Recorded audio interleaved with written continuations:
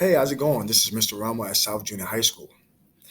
Today I'll be showing you how to download an app called Google Calendar on your Google Play Store. Right now, as you see my arrow in the middle of the screen, I'll be going down to the left-hand side where there's the launcher. I'll click on the launcher and there will be an app or a tab that will pop up here where it says Play Store. I'll click on the Play Store. It will launch up the app and then I'll be clicking on the search bar and I'll be typing in calendar where I already searched it. I'll click on it. There goes your Google Calendar. You will click on Google Calendar. Then you will click install. Once you click install, just wait a couple seconds or just a minute and it should install pretty quick. So right now you see it's just verifying the app, circling around.